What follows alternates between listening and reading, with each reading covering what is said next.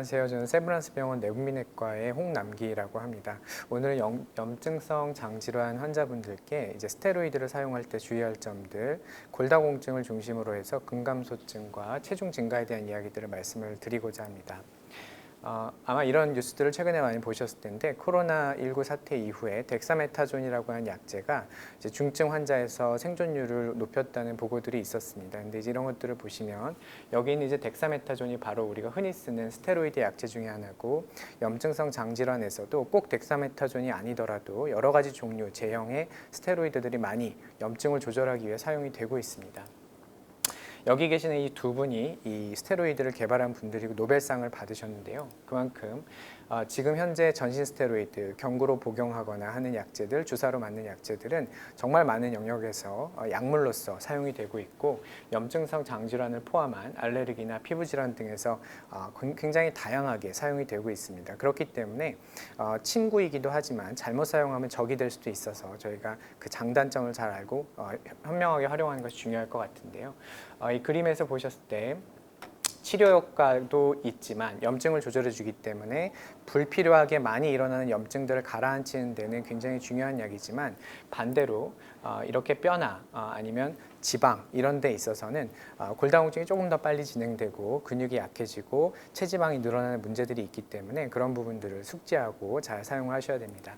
무엇보다 이제 이 세 가지 키워드 골다공증, 대사증후군, 근감소증 이런 것 중에서 오늘 이제 골다공증 쪽에 조금 더 저희가 무게를 두고 나머지 부분들은 좀 가볍게 터치하면서 넘어가려고 하고요.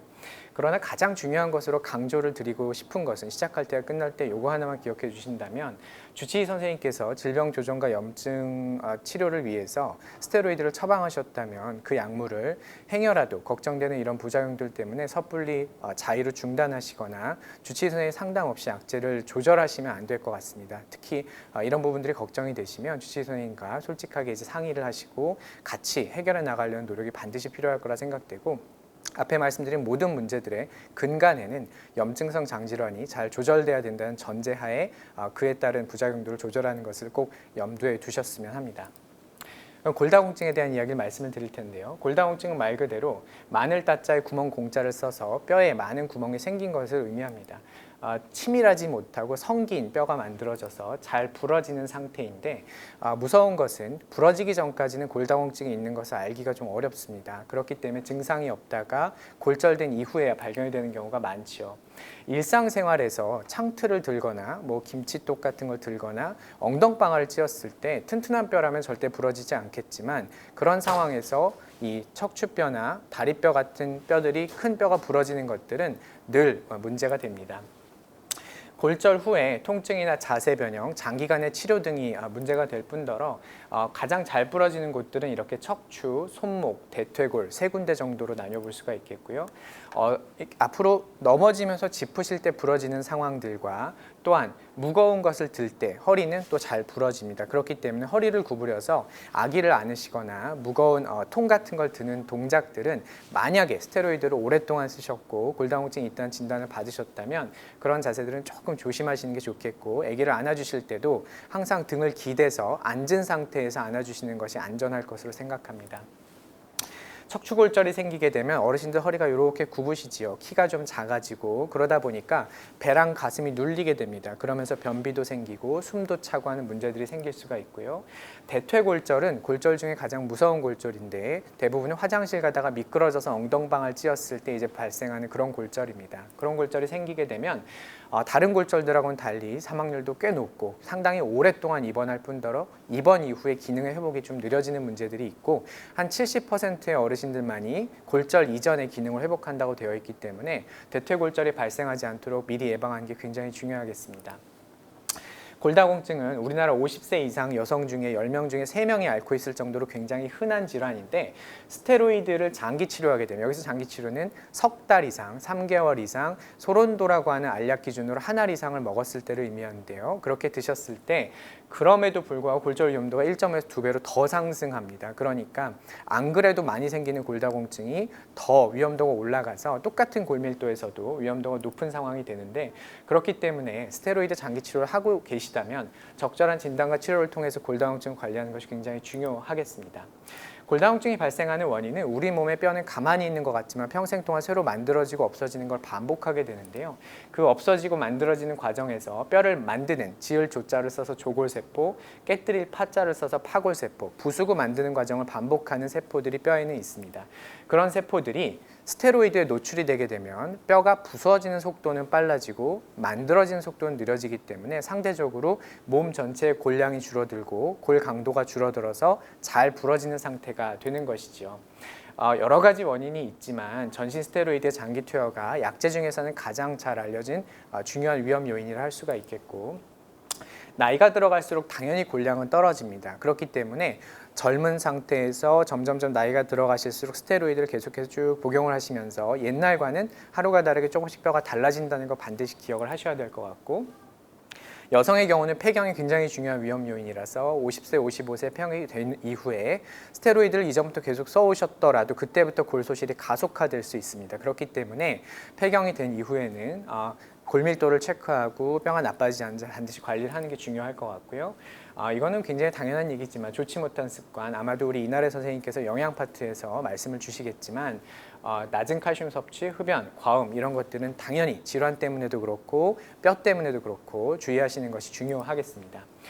당연히 생활 습관 중에서도 저희가 이제 현대인들의 문제지요. 밖에 잘 못 나가고 또 코로나 때문에 최근엔 활동이 더 줄어들었고 대부분은 앉아 계시고 실내에서 생활하니까 뼈나 근육은 움직이면 움직일수록 자기가 필요하다고 생각하고 더 강해지고 튼튼해지는데 활동하지 않을수록 더 없어지기 때문에 스테로이드를 쓰고 계시다면 조금 더 의도적으로 옆에 있는 동료보다는 몸을 더 움직이시려고 노력을 하셔야 됩니다.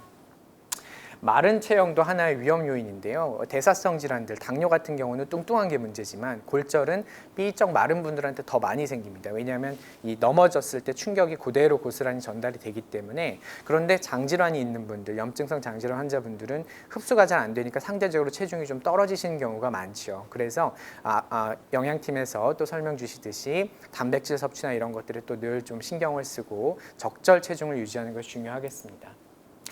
이거는 이제 앞서 말씀드렸던 대로 똑같은 골밀도 점수를 갖고 있을 때도 여기 이 빨간 선의 일반인 위험도보다 스테로이드를 쓰고 계신 분들의 위험도가 2배가량 높다는 걸 보여주는 커브입니다. 따라서 골다공증이 우리가 T점수 마이너스 2.5점부터를 골다공증이라고 얘기하는데 골다공증이 없다고 할지라도 골 감소증이라도 위험도가 만약에 높다고 판단된다면 스테로이드를 쓰고 계신 분들은 조금 일찍 치료를 하게 되는 경우들이 있습니다. 그런 것들을 꼭 염두에 두시고요.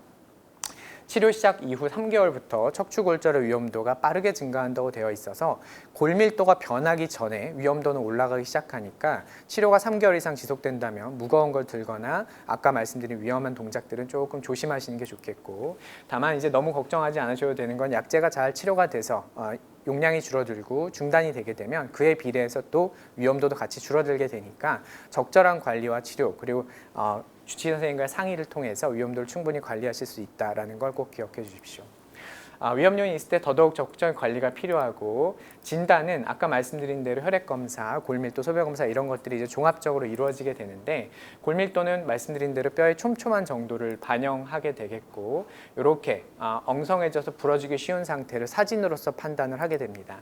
골밀도는 이런 기계 위에 올라가서 누워 계시면 쉽게 찍을 수 있고 촬영 시간이 짧기 때문에 저희가 1년에 한 번 정도씩은 활용을 하고 있고, T점수라고 해서 젊은 20세에서 29세의 젊은 남녀의 평균으로부터 얼마나 떨어져 있느냐를 저희가 보고 골밀도를 측정하는데, 아까 말씀드린 대로 마이너스 2.5가 스테로이드를 사용하지 않는 일반 인구의 집단에서의 골다공증 기준이지만 스테로이드를 아까 말씀드린 대로 소로돈도를 하루에 한 알 이상, 석 달 이상 계속 복용하고 계신 분이라면 골절 위험도가 똑같은 골밀도에서도 다른 사람에 비해서 2배 정도 높기 때문에 우리나라에서도 이미 마이너스 1.5라는 골밀도 기준부터 약제를 사용할 수 있도록, 처방할 수 있도록 급여 기준이 변경되었습니다. 그렇기 때문에 골다공증 검사를 해서 골밀도에서 마이너스 2.5 이하가 아니라고 할지라도 골절 과거력이 있거나 마이너스 1.5 이하인 50세 이상의 폐경후 여성, 남성분들은 진료를 보시고 필요하다면 예방적 약제를 사용하는 것을 고려할 수가 있겠습니다. T점수는 이렇게 이해하시면 좀 더 쉽습니다. 1이 떨어질 때마다 골절 위험도가 2배가 증가한다. 그러니까 친구가 마이너스 1.5인데 나는 마이너스 2.5라면 그 친구보다 2배 높은 거고, 친구가 스테로이드 안 쓰고 있는데 내가 쓰고 있다면 거기다 2배를 곱해서 4배 위험도니까 치료를 적극적으로 해야 되는 게 조금 더 와닿으실 수 있을 것 같습니다. 체중 증가에 대해서는 사실은 뼈에 대해서 많은 얘기를 했지만 가장 몸에 와닿고 빨리 느끼시는 부작용일 수 있습니다. 70%가량에서 한 알의 소론도를 복용할 때 2년 동안 평균 4에서 8%의 체중, 한 3에서 5kg 정도가 쉽게 늘어난다는 거죠. 그런 것들을 생각하시면 늘 조금 이 식사에 대해서, 탄수화물 섭취나 이런 부분에 대해서 약간 주의를 기울이고, 다른 사람들보다 칼로리 섭취에 대해서는 적정 칼로리를 잘 유지하는 것을 주의하셔야 될 것 같습니다.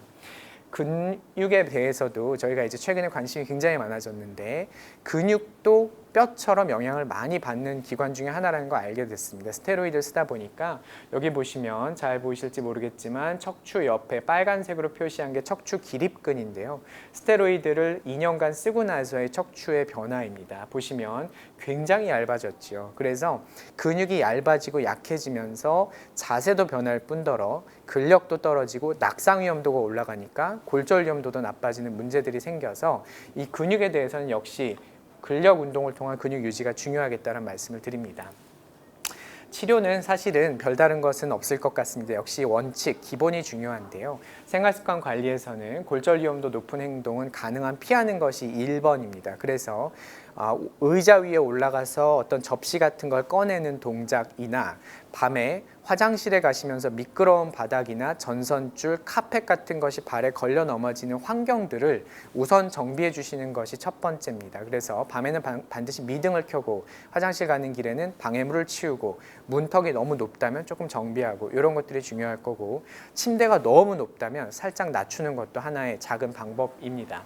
칼슘 바이타민 D 보충과 적절한 약물 치료, 그리고 운동이 이제 동반이 돼야 될 텐데, 약물 치료는 저희 의료진의 몫이라서 저희를 믿고 맡겨주시면 되는데, 그 외의 생활습관에서는 결국은 기본적으로 다른 것들보다 적정 칼슘과 바이타민 D의 섭취가 역시 기본이 돼야 될 거고요.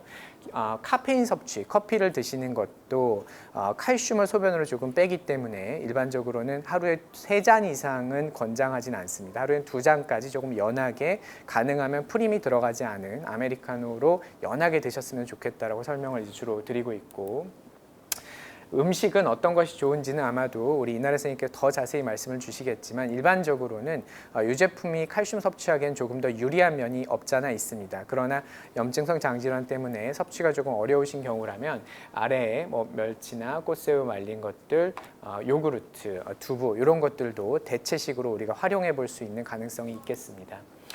바이타민 D는 약재로서 섭취할 수도 있고 하루에 1000단위 정도면 충분하다고 설명을 드립니다. 1000IU, 1000단위 정도만 드시면 될 것 같고, 최근에는 시중에 5000단위, 10,000단위, 20,000단위 아주 고용량 비타민들을 많이 판매하고 있지만, 너무 과한 비타민 D는 최근의 연구 결과에서 낙상 위험도나 골절이 약간 오히려 올라간다는 연구 결과도 있었기 때문에 하루에 1000에서 2000단위 정도의 섭취면 충분하시겠다고 생각하고요. 그 이상의 고용량 섭취는 권장되고 있지 않다는 것을 기억해 주시고, 계란 노른자나 버섯류, 비타민, 특히 목이버섯 같은 종류들이 비타민 D 섭취는 조금 더 유리하다고 합니다. 잡채에 들어가는 그런 것들 있죠.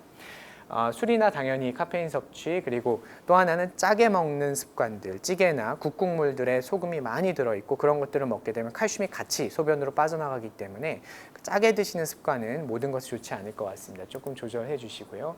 아까도 말씀드렸지만 골절의 절반은 낙상으로 생깁니다. 뼈가 약한 거 플러스 낙상이기 때문에 낙상하지 않으려면 사실은 바닥의 장애물을 정리하고, 당연한 얘기지만 빙판길은 가능하면 피하고 하는 옛날에는 미처 신경 쓰지 않았던 그런 생활 습관들은 이제는 본인의 뼈가 약하니까 내가 뼈를 위해서 이런 생활 습관들은 조금 피해야겠다 하는 것들을 반드시 신경을 써주셔야 될 것 같고, 슬리퍼나 고정이 되지 않은 신발을 이렇게 끌고 가시다가 넘어지신 경우도 생각보다 많습니다. 그래서 그런 것들은 조금 변경해 주시는 게 좋겠습니다. 앞서 보여드렸듯이 이런 자세들, 허리를 구부려서 무언가를 드는 자세들이 역시 허리가 약할 때는 골절의 위험 요인이 되기 때문에 꼭 뭔가를 드셔야 된다면 무릎을 굽혀서 앉은 상태에서 무릎으로 들어 올리시는 게 허리 보호에는 좀 더 도움이 될 것 같고요. 운동에 대해서는 저희가 항상 이제 100번을 강조해도 지나침이 없죠. 특히 아까 근육이 떨어지고 살이 찌는 이런 문제들에 대해서는 운동이 중요한데 기본적으로는 걷는 운동을 권장을 기본으로 드리고 일주일에 50분 3번 이상을 조금 숨이 가쁠 정도로 빠르게 속보로 걷는 것이 기본이 될 거고 끝나고 한 20분 정도 혹은 시작하기 전에 의자를 붙잡고 스쿼트를 한다든가 간단한 약간의 강도가 있는 저항성 운동을 같이 해주시는 것이 좋겠고 이런 것들이 이제 그 예시가 되겠습니다. 의자를 잡고 다리를 들어 올리고 벽에 대고 스트레칭을 하고 하는 이런 것들이 간단하지만 안전하게 시행할 수 있는 집에서 할 수 있는 운동법들이 되겠고요. 피해야 될 것을 오히려 좀 기억하시는 게 좋겠습니다. 이 그림을 보시면 앞으로 이렇게 굽혀 있는 허리를 고양이처럼 이렇게 말고 있는 모습들이 보입니다. 대개는 이렇게 등에다 대고 이렇게 기울이거나 허리를 이렇게 기울이는 운동들이 있는데 척추 골절력이 있었거나 골밀도에서 골다공증이 척추에 심하다고 알려진 분들은 이 정도의 운동만으로도 상당한 부담이 될 수 있고 골절이 발생하는 경우들이 있을 수 있기 때문에 모든 운동을 피하라는 건 아니지만 적어도 척추를 앞으로 이렇게 구부리는 운동들은 조금 그런 분들에 한해서는 피하시는 게 안전할 것 같고 역시 마찬가지로 앞서 말씀드렸듯이 무거운 물건을 무릎을 펴고 허리를 앞으로 구부려서 듣는 동작 시에 많이 다치시기 때문에 그럴 때는 이런 동작은 피하시는 게 좋겠습니다. 앞서도 말씀드렸던 슬라이드인데 너무나 중요해서 한 번 다시 말씀을 드리면 주치의 선생님께서 처방을 하신 스테로이드 약제는 정용량을 제대로 복용을 하시는 것이 매우 중요합니다. 염증성 장질환이 악화가 되면 사실은 더 큰 것을 잃는 것이기 때문에 치료 목적으로 쓰는 스테로이드는 반드시 정확하게 복용을 해주셔야 되고 다만 어떤 불편감이나 몸의 변화가 느껴지거나 골절들이 발생 혹시라도 했거나 골밀도에서 뼈가 낮아진 소견들이 보였을 때 아마 주치의 선생님께서 그런 것들을 다 챙겨주시고 계실 거고 그런 부분들을 같이 상의해서 조금씩 용량을 조절하거나 하루를 건너뛰거나 아니면 다른 약제로 대체하는 그런 현명한 약제의 선택이 있다면 질병도 치료하면서 동시에 부작용도 막을 수 있지만 약제를 자유로 변경하거나 끊으시게 되면 그 두 가지 토끼 모두 놓칠 수밖에 없기 때문에 이 부분은 한 번 더 강조를 드리고요. 오늘 이건 이제 작년에 저희가 건강한 뼈 건강한 삶이라는 캠페인을 했었는데 올해는 코로나 때문에 불행하게도 이 자리를 통해서 또 뵙지는 못하지만 이렇게 방송으로나마 저희가 말씀을 드리게 되어 참 영광입니다. 경청해 주셔서 감사드리고 다음에 또 뵙겠습니다.